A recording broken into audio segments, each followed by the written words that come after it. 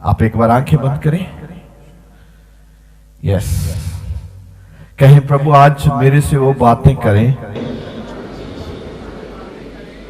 जिनकी मुझे आज जरूरत है। मैं आज अपना दिल खोलता हूं, मेरे पाप क्षमा कर प्रभु। मैं चाहता हूं मेरे दिल में आए प्रभु आप और मेरी मदद करें, यीशु मसीह के नाम से आमीन आमीन आमीन। जितना आप पावर से बोलेंगे उतनी पावर आप फील करेंगे कि आपके जीवन में कार्य कर रहे हैं प्रभु। अच्छा सुनो मेरी बात, जब पहली सदी के लोग बहुत ही उदास थे, बेचैन थे, बुझे हुए थे, डर था, ये ना हो जाए, ये ना हो जाए, ये ना हो जाए, उसको ना पता चल जाए, इसको ना पता चल जाए, हम कहां बैठे। वो छुप छुप के इबादत किया करते थे। कैसे बोलो, कैसे? छुप छुप के इबादत किया करते थे। और परमेश्वर का एक वादा वो जानते थे कि प्रभु ने कहा है तुम इंतजार में रहना, मैं आपको एक सामर्थ से भर दूंगा, अर्थात पवित्र आत्मा से। मैंने आपसे पिछले संडे एक सवाल पूछा था, कौन लोग हैं जिनको पवित्र आत्मा का वरदान है? तो बहुत लोग थे जिन्होंने हाथ नहीं खड़े किए क्योंकि उनके पास पवित्र आत्मा का, अन्य भाषा का बोलने का वरदान नहीं है। यह भी एक वरदान है, इसके बीच में सब वरदान समाये हुए हैं। लेकिन अन्य भाषा में बोलना बहुत लोग सोचते हैं ये जरूरी नहीं है, अन्य भाषा में आप प्रार्थना करो ना करो कोई फर्क नहीं, मगर ऐसा नहीं है। पवित्र आत्मा से भर के प्रार्थना करना बहुत ही कंपल्सरी है, बहुत ही जरूरी है आपके लिए। अगर आप प्रभु के बीच में हैं, बैप्टिज्म किया है, पापों की क्षमा मांगी है, बैप्टिज्म किया है, आप चर्च निरंतर आ रहे हैं, परमेश्वर ने आपको चंगा किया है, तो अभी एक और काम बैलेंस में पड़ा है आपके लिए, जो अन्य भाषा में प्रार्थना करने के लिए आपके मन में उत्सुकता होनी चाहिए। अगर पावर नहीं है तो आप क्या करेंगे? आपने देखा कभी कभी आपके घर घड़ी का सिल जो है वो वीक हो जाता है और टाइम से बाहर निकल जाता है, आउट हो जाता है। 12 बजे तो वो दिखा रहा है 10 बजे, 10 बजे तो वो दिखा रहा है 6 बजे, 3 बजे, क्योंकि उसका सेल जो बैटरी जो है वो वीक है। अगर आप पवित्र आत्मा से प्रार्थना नहीं करते, आप पवित्र आत्मा के वरदान को प्राप्त नहीं किया, हालांकि इसके ऊपर अलग अलग विचार हैं पूरी दुनिया में, मगर मैं जो बहुत सरल है वो मैं आपसे बात करता हूं। अगर आप प्रार्थना में आप उतने कंफर्ट नहीं है, आपको लगता है प्रार्थना में जाने के लिए मेरे पास उतना रास्ता नहीं है, प्रार्थना में बैठने के लिए मेरे पास उतना, मैं परमेश्वर के करीब नहीं जा रहा, तो इसमें कुछ ना कुछ तो डेंजर है। अगर आप प्रार्थना वाले नहीं होंगे, आप पवित्र वरदानों के साथ नहीं होंगे प्रभु के पीछे, तो पता नहीं आप कब फिसल जाएं। आज आप चर्च में हैं बड़ी ईमानदारी के साथ, कल आप फिसले तो पता नहीं कहां जाकर अटकोगे आप। अगर आप मसीह में बने रहना चाहते हैं तो आपको मसीह की बातों को सबसे पहले मानना पड़ेगा। बहुत लोग हैं जो मसीह की बातों को नहीं मानते, वो अपनी दिमाग की बातों को मानते हैं। मसीह के पीछे तो हैं, मगर जैसा मसीह कहते हैं आप वैसा मसीह के पीछे नहीं है, आप अपने दिमाग के अनुसार मसीह के पीछे हैं, तब भी आप सक्सेस में नहीं जाते, तभी आप परमेश्वर की ब्लेसिंग को नहीं ले पाते, तभी आप अपनी मर्जी के अनुसार करना चाहते हैं, उसमें सक्सेस नहीं होते। फिर भी आप ये बोलते हैं मैं तो जी हर संडे चर्च आता हूं। हां, चर्च आना ठीक है। अगर एक बच्चा स्कूल में जाता है मगर पढ़ता नहीं है तो फर्स्ट ग्रेड आ ही नहीं सकता कभी। स्कूल में जाना ही बहुत बड़ी बात नहीं है। स्कूल में जाकर टीचर क्या सिखाता है? टीचर ने आपको क्या फार्मूला दिया? अगर आपने उसको सीखा नहीं, फॉलो नहीं किया, करना नहीं शुरू किया, अपने दिमाग में नहीं आप लेके गए, आपने उस पर एक्सरसाइज नहीं की, तो आप कभी भी एक ग्रेड में पास नहीं होंगे। बहुत लोगों का ये विचार है हम चर्च जाते हैं, बस यहां फुल स्टॉप है, हम चर्च जाते हैं। अच्छी बात है, चर्च आना बुरी बात नहीं है। यहां आकर आप बहुत कुछ सीखते हो। इसमें एंटर होते ही आपका ऑरा जो है वो बदल जाता है। आप एक पवित्रताई को महसूस करने लगते हैं। आप यहां अभिषेक को महसूस करने लगते हैं। बहुत लोगों को मैंने सुना है कि जब वो इबादत में आए, इबादत में आते ही उन्होंने महसूस किया कि वो अपनी बीमारी से शुद्ध हो चुके हैं, अशुद्ध आत्माओं से आजाद होने लगे हैं। लेकिन जो एक्चुअल में हमने पकड़ना है हम उसको नहीं पकड़ते। हम जो पकड़ना चाहते हैं उनको ही पकड़ते हैं, उसको ही ध्यान है हमारा उसकी ओर। और जो परमेश्वर ने पहले आपको दिया, आप इसको पकड़ो, इसके साथ चलो, आप उसको नहीं पकड़ पाते क्योंकि आपने माइंड सेट किया है। आप यहां आए हैं, आपका एक माइंड सेट है, आप क्या चाहते हैं, लेकिन ये गलत है। पहले आपको यह पूछना है पवित्र आत्मा जी आपका माइंड सेट क्या है? पवित्र आत्मा जी आप मुझसे क्या चाहते हैं? लेकिन आप सबसे बड़ी गलती में है कि आप एक ही बात पे जा रहे हैं, आप अपना माइंड सेट करके आए हैं, आप क्या चाहते हैं। जिस दिन आपने ये सेट किया कि पवित्र आत्मा आप क्या चाहते हैं, तो पवित्र आत्मा आपको बताएगा वो पवित्र आत्मा आपसे क्या चाहता है। अभी तक हमने ये कभी पूछा नहीं है, हमने कभी ध्यान ही नहीं दिया। आज तक हमने बार बार एक ही चीज को हिट किया है कि हम क्या चाहते हैं। हम ये चाहते हैं प्रभु, प्रभु हम ये चाहते हैं, 5 साल से एक ही चीज मांग रहे हैं। आपको मैंने बोला पहली सदी के लोग कैसे प्रेयर करते थे। पहली सदी के लोग छुप छुप के डर के साथ प्रार्थना करते थे। कब तक डर था वो, इसको सीखे यार आज। कब तक डर था? जब तक पवित्र आत्मा का अभिषेक उनके ऊपर नहीं आया था। जब पवित्र आत्मा का अभिषेक आ गया तो क्या हुआ?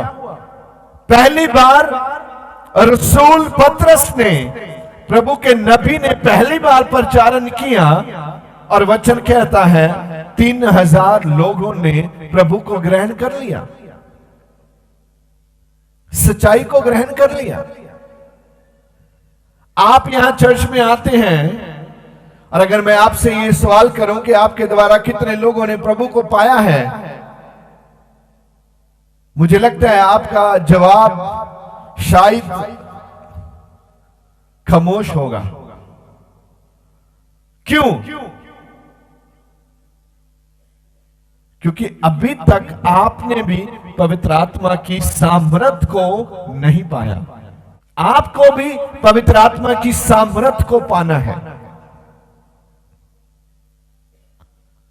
जब तक आप पवित्र आत्मा की सामर्थ को नहीं पाएंगे, आप छुप छुप के इबादत करेंगे। कितने लोगों को मैं जानता हूं इस दुनिया में जो छुप छुप के इबादत करते हैं। अभी भी आज के जमाने में भी छुप के इबादत करते हैं। बोलो तो घर में बच्चों को बोल के आ रहे हैं, अगर घर में कोई आए तो बोल देना मम्मी मासी के घर गई है, मगर मम्मी तो चर्च में आई है इबादत करने के लिए। अभी लोगों का डर अभी भी है। क्यों है? पहली बार बाइबल कहती है 120 लोग थे जो एक जगह इकट्ठे थे। प्रभु का धन्यवाद, हम 120 से ज्यादा है यहां। पहली बार 120 लोग थे, तो वो क्या कर रहे थे? इंतजार कर रहे थे प्रभु के वचन का। जो प्रभु ने वादा किया उसका इंतजार कर रहे थे वो। तो जब वो इंतजार कर रहे थे तो अचानक, रसूलों के काम 2 चैप्टर में ये सब लिखा है जो मैं बोल रहा हूं, तो जब वो बैठे थे अचानक क्या हुआ? वहां एक हलचल शुरू हो गई और उन्होंने महसूस किया कुछ हो रहा है। और बाइबल कहती है जैसे आग की लपटें गिरती हैं, ऐसे सबके ऊपर पवित्र आत्मा गिरा, उनके ऊपर आ गया और वो पवित्र आत्मा से भर गए। मैं आप सबको ये निवेदन करता हूं, हाथ जोड़कर निवेदन करता हूं, अगर आप मुझे ऑनलाइन भी देख रहे हैं, अगर आप मसीह में आए हैं तो आप सबसे पहले अपनी डिमांड को बंद करें और पवित्र आत्मा की शक्ति के अनुभव को प्राप्त करें। क्या प्रभु यीशु मसीह को 3.5 साल के करीब प्रचारण किया? क्या 3.5 साल में 120 लोगों ने ही प्रभु यीशु को सुना था? सुना तो लाखों लोगों ने था, लेकिन माना कितने लोगों ने? 120 लोगों ने। मैं आज आपको यह निवेदन करना चाहता हूं कि आपकी गिनती भी 120 लोगों के बीच आनी चाहिए। प्रेयर आपके जीवन को बदलती है। प्रेयर आपको आने वाली मुश्किलातों से बचाती है। प्रेयर आपको परमेश्वर के वरदानों के बीच में लेके जाती है। प्रेयर आपको वचन सिखाती है। प्रेयर आपको दिखाती है वहां मत जाना, वहां आप उदास हो जाएंगे। प्रेयर आपको दिखाती है एक सच्ची धार्मिकता। प्रेयर आपको सुरक्षा में लेके आती है। प्रेयर आपको सपनों के अर्थ बताती है।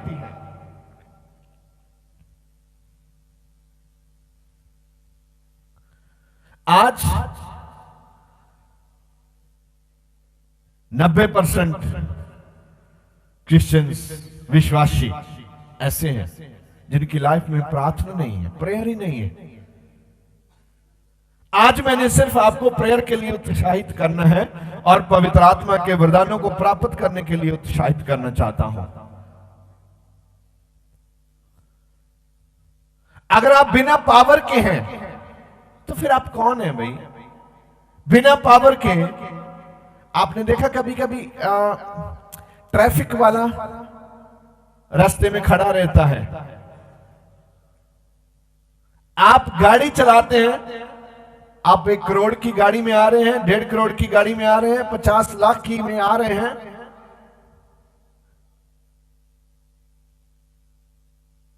ये कोई मायने नहीं रखता। अगर वो व्यक्ति जो रोड में खड़ा है, अगर वो आपको ऐसे हाथ कर दे और करे तो क्या होगा? सब गाड़ियां क्या हो जाएंगी? बोलो आप, रुक जाएंगी कि नहीं? क्यों रुक जाएंगी? 1.5 करोड़ की, 50 लाख की, 20 लाख की गाड़ी आ रही है, 10 लाख की गाड़ी आ रही है, उसने एक ही बार ऐसा किया तो रुकने क्यों रुकती है वो? क्योंकि उसके पास क्या है? पावर है। बोलो अब क्या है? अगर वो हट जाए, वहां से वो चला जाए, वहां आप उसकी कॉपी करें, आप वहां खड़े होकर लोगों को बोले क्या होगा? आपके ऊपर से गाड़ी निकलेगी। क्यों? क्योंकि आपके पास पावर नहीं है। यह भी कोई मायने नहीं करता गाड़ी 100 की स्पीड में आती है, 120 की स्पीड में आती है कि 150 की स्पीड में आती है। अगर उसने ऐसा कर दिया तो गाड़ी को रुकना ही पड़ेगा। अगर आप गलती में ऐसा निर्णय लिया, अगर आप कोशिश करें, जैसे बड़े बड़े मार्ग हैं 6 लाइन, 100 150 की स्पीड में गाड़ियां जाती हैं, अगर ऐसी आपने गलती की तो मानिए मिलेंगे नहीं आप। एक नहीं, पता नहीं कितनी गाड़ियां निकल जाएंगी कुछ ही सेकंडों मिनटों में। अथॉरिटी क्या चीज है, मैं आपको ये बता रहा हूं, सिखा रहा हूं, दिखा रहा हूं आपको ये अथॉरिटी क्या है। अगर आप मसीह में बिना अथॉरिटी के हैं तो मैं सच बोल रहा हूं, आप एक अच्छे विश्वासी नहीं हैं। आपके पास अथॉरिटी होना चाहिए और वो आपको पता होना चाहिए कि आपके पास अथॉरिटी है मसीह में। अगर मसीह में अथॉरिटी नहीं है, अधिकार नहीं है आपके पास, तो आप सच में एक मसीही नहीं है। आप मसीह में अधिकारित विश्वासी बनना है, खाली विश्वासी नहीं बनना है। आपको दूसरे देखें और मजबूर हो जाएं आपको मिलने के लिए, आपके साथ बैठने के लिए, आपकी गवाही सुनने के लिए। आप में बहुत ऐसे खूबसूरत परिवार यहां बैठे हैं जिनकी बहुत ही खूबसूरत गवाही है, लेकिन बैटरी चार्ज नहीं है। इसकी वजह से वो खूबसूरत गवाही वहीं की वहीं खड़ी है। घड़ी कितनी भी सुंदर हो, अगर उसकी बैटरी नहीं है, टाइम नहीं बताएगी। आपकी गवाही कितनी भी पावरफुल है, कितनी भी खूबसूरत है, अगर आप उसको चार्ज नहीं करेंगे, उस पर बैटरी नहीं डालेंगे, वो किसी काम की नहीं है। और वचन में ऐसा लिखा है, आप अपनी पहली गवाही को पकड़ के रखना। वो आपकी नींव है, उसके ऊपर आप उसारी करेंगे। आपने अगर पहली गवाही छोड़ दी, शैतान का सबसे ज्यादा जोर इस काम के लिए है, आप अपनी पहली गवाही को भूल जाओ। वो व्यक्ति कभी भी शर्मिंदा नहीं होते जो अपनी पहली गवाही को अपने जीवन में स्थिर रखते हैं, बनाकर रखते हैं और प्रभु को धन्यवाद देते रहते हैं अपनी गवाही के लिए, कि वही गवाही थी जिसने मुझे चुना, मेरा चुनाव किया। अब कुछ लोग मसीह के पीछे तो आते हैं, मगर उनको लगता है कि मसीह के खादम पास्टर लोग हमारे नौकर हैं। उनको लगता है जैसा हम बोले वैसा करो।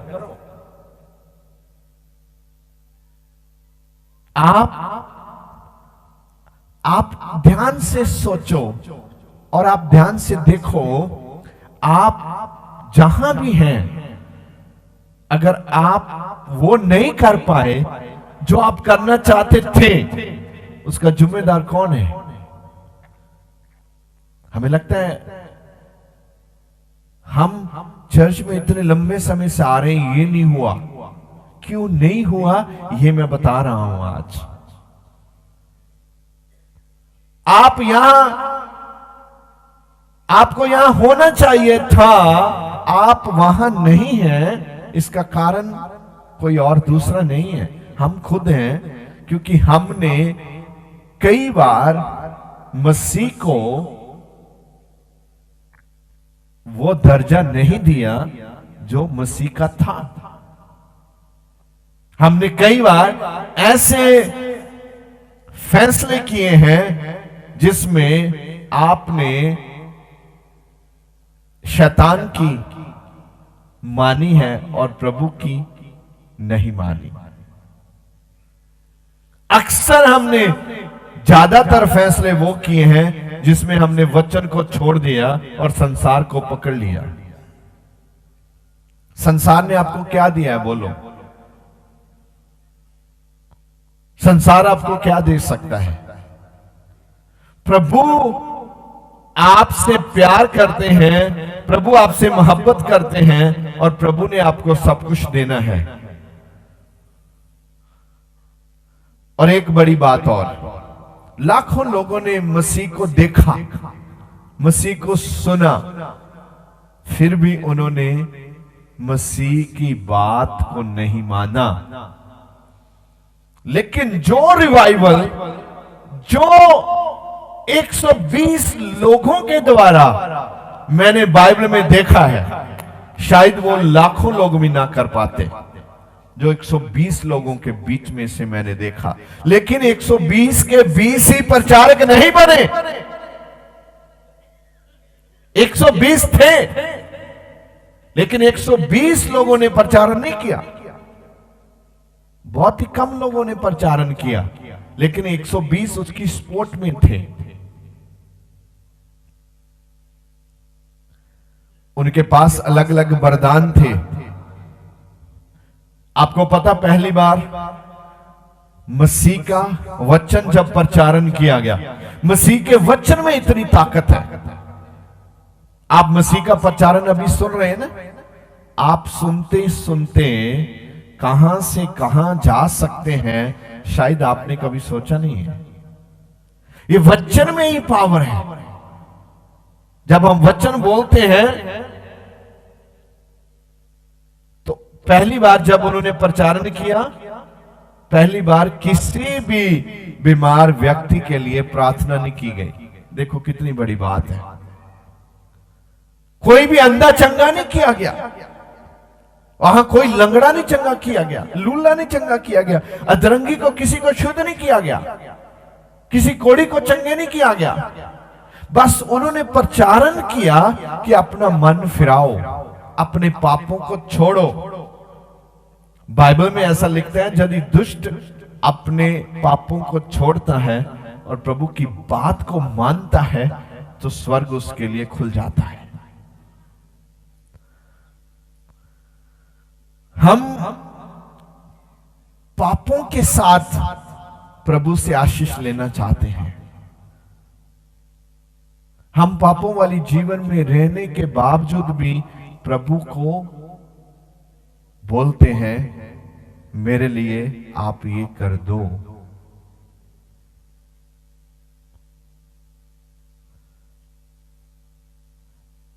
आज का प्रचारण कुछ आपको ठोका ठाकी करेगा, अंदर से आपको कुछ करने के लिए मजबूर करेगा। मैं ये नहीं चाहता कि आप आओ और पास्टर जी प्रार्थना कर दो, पास्टर जी प्रार्थना करें आप ठीक हो जाए, आप बोले बोले बोले हाँ बहुत अच्छा, ये तो ठीक है, लेकिन आपको बहुत ही सेंसिटिव और आपको बहुत ही महान बनना है। ये महान बनने की बातें हैं, ठीक होने की बातें नहीं है। अगर आप महान बनना चाहते हैं तो आपका सारा सिस्टम प्रभु सेट करके देंगे आपको। जिम्मेदारी प्रभु की है, हमारी नहीं है। जब हमारा जन्म नहीं हुआ था, सोचो, जब हमारा जन्म नहीं हुआ था, हम जन्म लेने वाले थे, तो कौन हमें संभालता था? क्या वो परमेश्वर अभी कमजोर है? उस समय आपको कोई निर्णय नहीं लेना था, आपने कुछ नहीं करना था, लेकिन अभी आपको प्रभु के हाथों में अपने आप को देने के लिए कुछ एग्जाम्पल चाहिए, जिससे आपका माइंड रेडी हो जाए।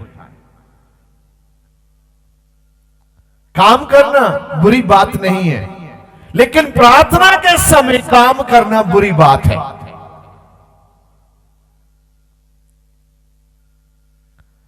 चर्च आने के समय काम करना मैं समझता हूं एक गुनाह है।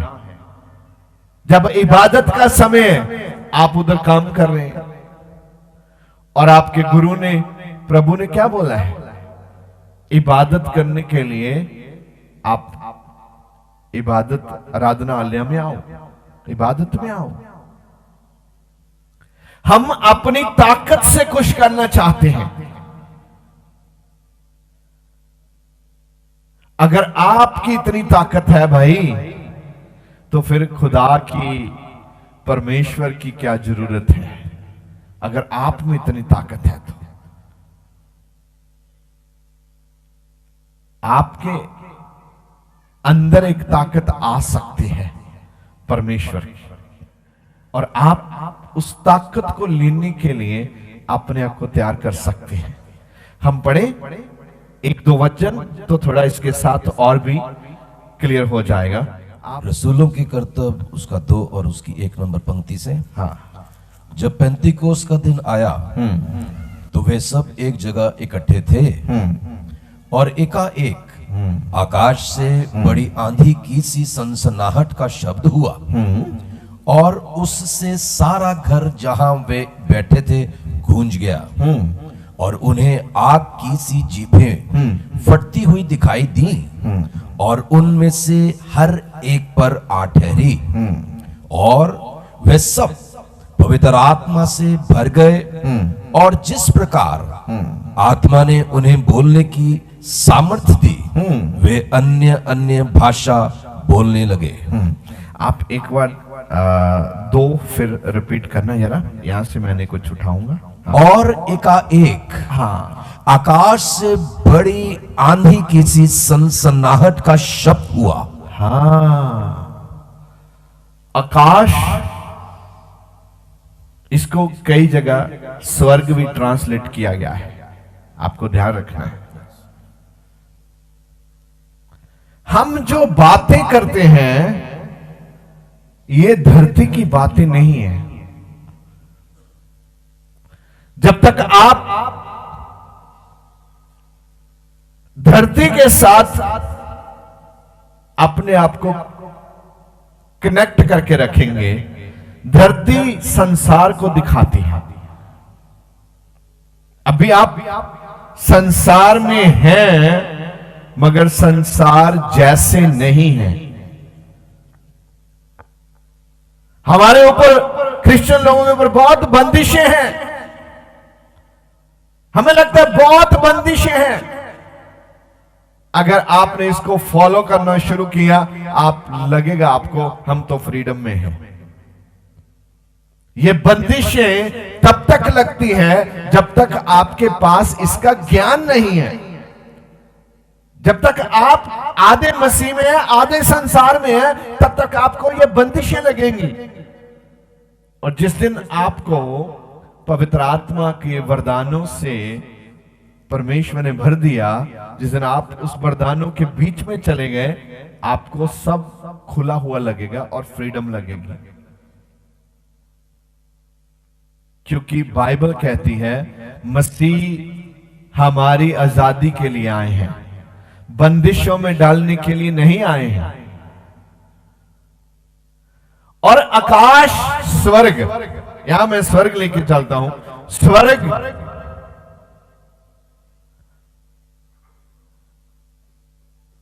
स्वर्ग क्या है? स्वर्ग से आवाज आती है क्योंकि वहां हमारा परमेश्वर है। देखिए आगे पढ़िए जरा। और एकाएक आकाश से बड़ी आंधी की सी सनसनाहट का शब्द हुआ, और उससे सारा घर जहां वे बैठे थे सारा घर यहां वो बैठे थे गूंज गया। गूंज गया। और उन्हें आग की सी जीभें फटती हुई दिखाई दी। कैसी जीभें? आग की सी, आग के जैसी जीभें। जब हम पवित्र आत्मा से प्रार्थना करते हैं तो वो शब्द आपको सुनने के लिए मिलते हैं जो आपने पहले शब्द नहीं बोले और नहीं सुने।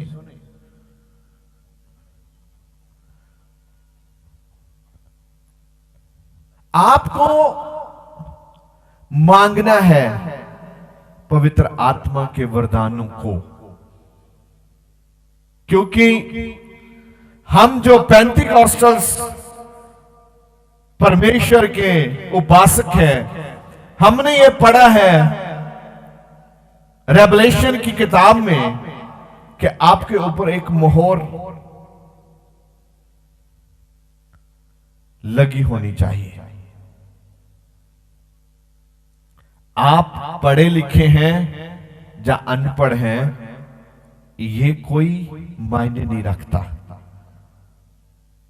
आपके ऐसा मैंने कोई देखा नहीं जो बोलता है प्रभु मुझे कुछ नहीं चाहिए, मुझे कुछ नहीं चाहिए, मुझे बस आप चाहिए। और मैंने जितने देखे वो ऐसे कहते हैं प्रभु ये चाहिए, ये चाहिए, ये चाहिए, तुम यहां खोजेवाल चर्च में रहो, हम फिर आएंगे।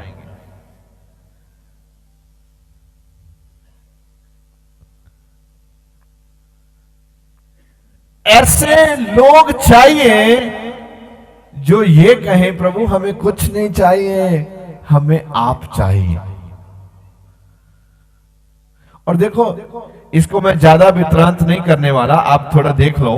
हाँ पढ़िए। और उन्हें आग की सी जीभें फटती हुई दिखाई दी और उनमें से हर एक पर आ ठहरी।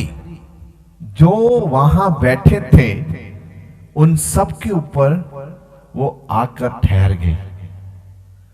अभी क्रिश्चियंस लोगों को, विश्वासियों को प्रार्थना करना इतना मुश्किल क्यों लगता है? आप जानते हैं इतना मुश्किल काम क्यों लग रहा है प्रार्थना करना? सच में बताओ कौन कौन आदमी है, कौन कौन बहनें भाई हैं जो करीब 2 घंटे की प्रार्थना तो करते करते हैं अपने घर में? कोई है यहाँ? कितने लोग हैं हाथ खड़ा कर सकते हैं जो 2 घंटे प्रार्थना करते हैं? देखो आप ही देख लो। धन्यवाद, आपने ईमानदारी से हाथ जिन्होंने नहीं खड़े किए उनके लिए मैं धन्यवाद देता हूं, जिन्होंने ईमानदारी दिखाई है कि हम नहीं करते भाई, हम हाथ नहीं खड़ा करेंगे, और जो करते हैं उसके लिए धन्यवाद। अभी आप ही देखो, हमारे गुरु जी ने संदेश दिया है और हम मानते नहीं हैं। हम कैसे उपासक हैं उसके, हम कैसे शिक्षक हैं उसके, हम कैसे डिसाइपल हैं उसके।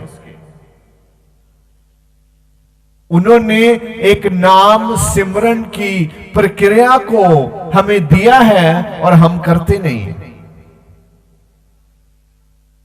अगर आप गुरु की नहीं मानते तो हम कौन है भाई? हम कौन है?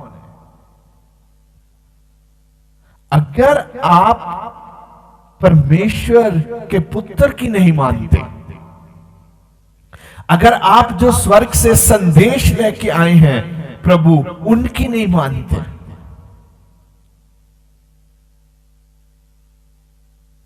वैसे आपके विचार क्या है? आप चाहते क्या है? अगर आप इस वचन को ध्यान से सुने आज तो आपका काफी जीवन बदल सकता है, सुधर सकते हैं आप। अगर बाप की बात ना मानने वाली औलाद को बिगड़ी हुई औलाद बोलते हैं और परमेश्वर की बात ना मानने वाले लोगों को टेढ़ी पीढ़ी के लोग बोलते हैं बाइबल में। आप ये भी कह रहे हैं कि हम परमेश्वर के हैं, हम प्रभु को मानते हैं, मैंने बैप्टिज्म लिया है।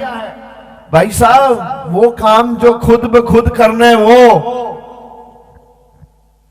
जो आपने खुद करना है, उस काम की जिम्मेदारी किसकी है? आप खामखा मसीह को बदनाम मत करो। आपको कुछ करना है। तो पतरस जो है, प्रभु के दास जो है, इसमें हम देखते हैं कि वो जब परमेश्वर के काम बड़े करने लगे तो जो वहां के राजा थे, जो प्रधान थे, उन्होंने पतरस को जेल में बंद कर दिया। ध्यान से सुनने वाली बात है। तो क्या हुआ, जब वो बंद थे जेल में, तो इधर जो उनके साथ कलीसिया के लोग थे, वो इकट्ठा होकर क्या कर रहे थे? आपको पता है? देखो वो क्या कर रहे थे। कभी कभी बैड सिचुएशंस में, बुरे हालातों में भी प्रभु हमें जाने देते हैं, क्योंकि उसमें हमारा ईमान परखा जाता है। उनका लीडर जेल में बंद है, मुश्किलात में है, तो लोग भाग नहीं गए। अगर आप पवित्र आत्मा से भरे हुए हैं, आप भी स्थिरता वाले रहेंगे, आप भागेंगे नहीं। तो वो जेल में है और इधर वो इकट्ठा होके क्या करते हैं? प्रार्थना करते हैं। ये मैंने तो आपको बोला नहीं, प्रार्थना करते थे, बाइबल में लिखा और आप जानते हैं वो प्रार्थना करते थे। लेकिन मैंने आपको बताना ही है प्रार्थना की सामर्थ्य क्या है। प्रार्थना करते थे वो। जब यीशु मसीह क्रॉस पे जाने वाले थे, उन्होंने ऐसे अलग अलग सेक्शन तैयार किए। वहां मैं प्रार्थना करता हूं, इधर 3 लोग, इधर 5 लोग, इधर 4 लोग, आप प्रार्थना करो बैठकर। और यीशु मसीह बार बार उनको बोलने आ रहे थे, आप जागो और प्रार्थना करो, जागो और प्रार्थना करो, जागो और प्रार्थना करो। मेरा भी विषय आज यही है, आप जागो और प्रार्थना करो। जब आप प्रार्थना के समय कोई भी कार्य करते हो, कोई काम धंधा में चले जाते हो, कुछ भी, उसमें आपको वैसी आशीष नहीं मिलेगी जैसी आशीष खुदा आपको देना चाहते हैं। संडे इबादत का दिन है, तो उधर फैक्ट्री में जाकर काम कर रहा है, प्रभु बोला चल सारी उम्र इसके नीचे ही रहे। क्यों काम करता है? कर्जे से बाहर आना चाहता है। कर्जे से बाहर आने के लिए वो डबल पेमेंट के चक्कर में वहां जाता है। क्या कर्जा उतारने के लिए आपको इबादत वाले दिन बाइबल काम करने की इजाजत देती है? कर्जा उतारने के लिए प्रभु ने आपको बुलाया है, वो दिखाए कि वो आपको कैसे अमीर कर सकता है। जब कोई किसी का गुलाम है, तो क्या वो अमीर हो सकता है? गुलाम भी कभी अमीर होता है? नहीं होता ना। और सुनो मेरी बात, जब इजरायली मिस्र में गुलाम थे, और जब मिस्र को छोड़ के वो आए, अगर आप वहां आप उनकी तस्वीर देखें तो वो गरीब नहीं थे। परमेश्वर, अगर आप किसी गुलामी के नीचे भी हैं, तो परमेश्वर आपको कैसे अमीर बना सकता है, आपने कभी कोई गैस भी नहीं किया होगा। ऐसा कैसे हो सकता है? जो खोने वाले हैं आपसे, वो आपको देने लगते हैं। एक बार अकाल पड़ गया, खुदा का नबी भूखा था और प्रार्थना कर रहे हैं, यहोवा हम भूखे हैं, अगर ऐसा रहा तो मर जाएंगे, खुदा हमारे लिए कुछ करें, हमारा कोई इंतजाम करें प्रभु। और वचन बोलता है, वहां से आवाज आई, तुम चिंता मत करो, मैंने एक कौवे की ड्यूटी लगाई है, वो आपके लिए भोजन लेके आ रहा है। क्या क्या आवाज आई? बोलो आप, किसकी ड्यूटी लगाई है? कौवे की, खोने वाले की, जो आपकी रोटी हमेशा खोता है और उड़ जाता है। वही आपके लिए खाना लेके आ रहा है। ऐसा हमारा परमेश्वर है।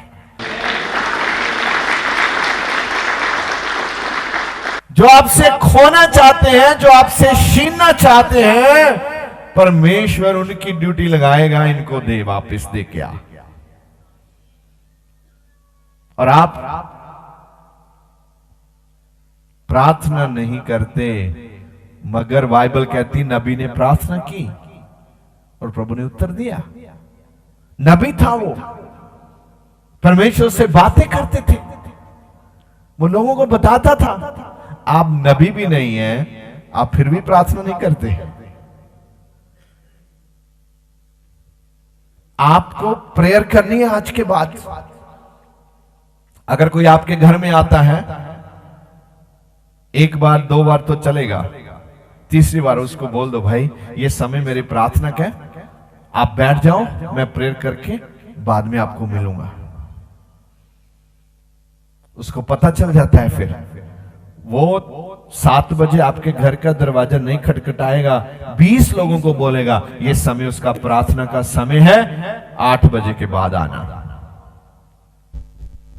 जब आपने कुछ मेंटेन नहीं किया, कोई भी किसी समय भी आएगा, संडे भी लोग आएंगे आपके घर, हेलो हेलो हेलो हेलो, आप बोलेंगे अच्छा। आप घरवाली की ओर देखेगा और घरवाली घरवाले की ओर देखेगी, आप क्या करें? हिम्मत नहीं है। भाई साहब दरवाजा खोला है, आप बैठे, हम चर्च में जा रहे हैं, प्रेयर करके वापस आएंगे। हिम्मत ही नहीं है ऐसा बोलने की। ये क्या बोलेंगे? जब आप बीमार थे, मरने वाले थे, तब वो क्या बोलते थे? जब आप नशे में थे, जब आप अशुद्ध आत्माओं के जकड़े हुए थे, तब क्या बोलते थे? आज क्या बोलेंगे?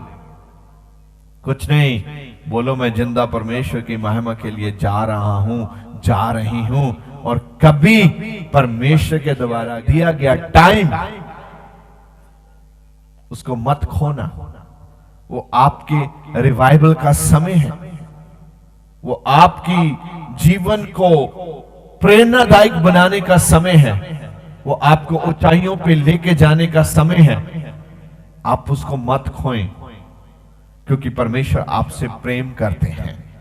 परमेश्वर आपसे, बोलिए, परमेश्वर आपसे प्रेम करते हैं। आपकी आवाज नहीं निकलती क्योंकि आप उसकी बात ही नहीं मानते, तो वो प्रेम कैसे करेगा?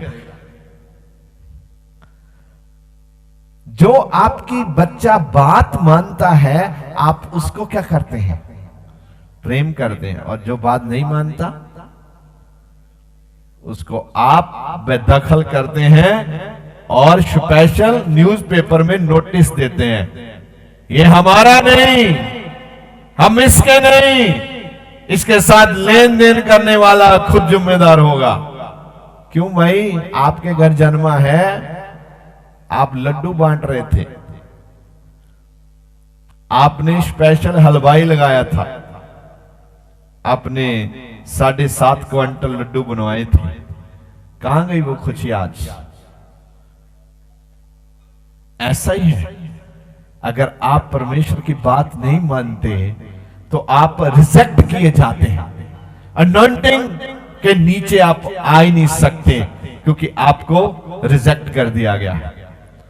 और फिर भी मैं ये कहना चाहता हूं, खुदा का वचन आज ये कहता है, ये आयत मैं बहुत जरूरी पढ़ना चाहता हूं। जशाया, आप जशाया में जाइए, 41 उसका 10, इसमें बहुत ही कमाल का वचन लिखा है। इस वचन के बाद हम समाप्ति के लिए तैयार हो जाएंगे, और मैं विश्वास करता हूं कि आज के वचन के द्वारा आपके अंदर टिक टिक होने लगी है, और आप प्रार्थना का समय बनाएंगे। आप घर जाके स्थान ढूंढेंगे, कमरा ढूंढेंगे, आप डिसाइड करेंगे कि यहां बैठ के हम प्रार्थना करेंगे, इतने बजे प्रार्थना करेंगे, सुबह की प्रार्थना का समय ये होगा, रात की प्रार्थना का समय ये होगा, संडे जाने का समय ये होगा। अब कुछ भी हो जाए, हम जाएंगे, करेंगे, जीतेंगे और पवित्र आत्मा के अभिषेक को अपने ऊपर आने देंगे। ये मेरा विश्वास है आप ऐसा करने वाले हैं, क्योंकि जब आप कुछ नहीं करेंगे कुछ नहीं होने वाला, यहां बैठने से कुछ नहीं होने वाला। आप देखो क्या लिखा है, मत डर क्योंकि मैं तेरे संग हूं। हाँ, सेनाओं का यहोवा हमारे अंग संग है। का परमेश्वर हमारा पीछा कर। अगर आप प्रार्थना करें, चर्च में आए, लोगों को बताएं, तो खुदा का वचन क्या कहता है? मत डर, मत डर, क्या कर? मत डर, क्या कर? मत डर, क्या कर? मत डर। डरना क्यों? बहुत लोगों के जीवन में आज डर है, डर। और प्रभु कहता ना डर, क्योंकि भय परमेश्वर का फल नहीं है। अगर आपके जीवन में भय आ रहा है तो वो परमेश्वर की ओर से नहीं है, वो शैतान की ओर से है। उसको हराने के लिए आपको प्रार्थना करनी पड़ेगी, आपको प्रेयर में रहना पड़ेगा। और बाइबल कहती है मत डर। क्यों मत डर? क्या होने वाला है? क्योंकि मैं तेरे संग हूं। हाँ, अगर आप भय को छोड़ दें, जहां तो भय आपके साथ रहेगा, जहां प्रभु आपके साथ रहेगा।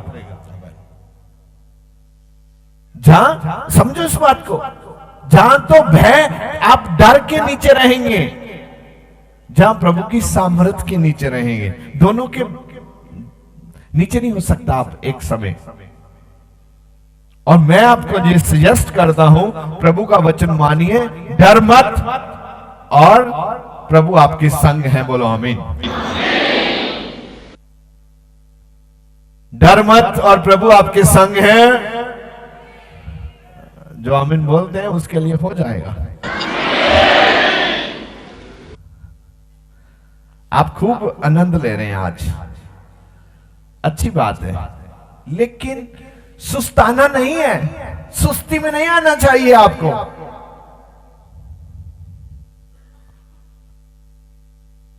क्योंकि जो सुस्त हैं वो इनाम हासिल नहीं करते, क्योंकि लिखा है मत डर, मैं तेरे क्या हूं? संग। अगर डरेगा तो प्रभु आपके साथ नहीं होंगे। डैनियल ने बोला ऐसा नहीं होगा, हरगिज नहीं होगा, और उन्होंने उठाया और शेरों की गुफा में फेंक दिया। फिर भी उसने बोला ऐसा नहीं होगा, हरगिज नहीं होगा।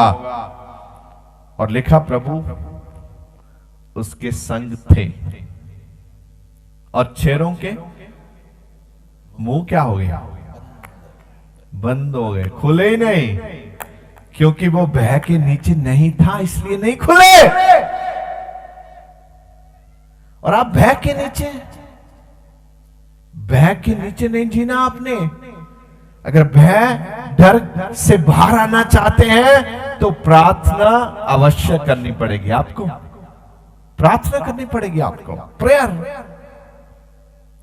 प्रार्थना करो, प्रभु से मांगो वरदान।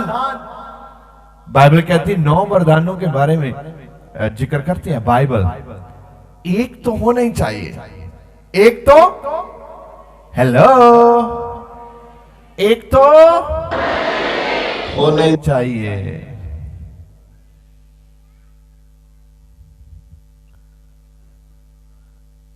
पढ़िए जरा आगे क्या लिखा है। मत डर क्योंकि मैं तेरे संग हूं। इधर उधर ताक, इधर उधर मत ताक, मत ताक, हाँ, क्योंकि मैं तेरा परमेश्वर। हालेलुया। जब आप किसी भी ऐसी बाधा में आ जाएं, आप किसी भी ऐसी समस्या में आ जाएं, बाइबल कहती इधर उधर मत देखना, झांकना मत, क्योंकि ये विश्वास बना के रखना कि सेना का यहोवा हमारे संग है। अगर आपकी रिपोर्ट खराब है, अगर आप भी खराब हैं, तो प्रभु आपको ठीक कर सकते हैं। आप कहिए तो सही, प्रभु मुझे भी ठीक कर दो। आप अपने आप को ठीक होने के लिए प्रभु को नहीं समर्पित करते। आप अपने काम धंधे उलझे हुए कामों को प्रभु के हाथों में देते हैं। प्रभु ये भी ठीक कर दो। प्रभु कहता पहले तुझे ठीक करूं, इधर आ। आप तो ठीक हो ही नहीं। आपको ठीक होने के लिए परमेश्वर की आवाज को सुनना है, परमेश्वर के वचन को सुनना है। मैं विश्वास करता हूं आज के इस शिक्षण के द्वारा आप परमेश्वर के वचन को खोजेंगे और ऐसे वरदान प्राप्त करेंगे कि आप लोगों को जीतेंगे और प्रभु के राज्य को बड़ा करेंगे, यीशु मसीह के नाम से। आमीन, हालेलुया। प्रभु आप सबको बरकत दे, आशीष दे। ईश्वर ਦੇ ਵੱਡੇ ਕੰਮਾਂ ਨੂੰ ਆਪਣੇ ਜੀਵਨ ਦੇ ਵਿੱਚ ਦੇਖਣ ਲਈ ਹੁਣੇ ਸਬਸਕ੍ਰਾਈਬ ਕਰੋ ਸਾਡਾ YouTube ਚੈਨਲ ਪਾਸਟਰ ਦਿਓਲ ਖੋਜੇਵਾਲਾ ਤੇ ਸਾਡਾ Facebook ਪੇਜ ਪਾਸਟਰ ਦਿਓਲ ਖੋਜੇਵਾਲਾ।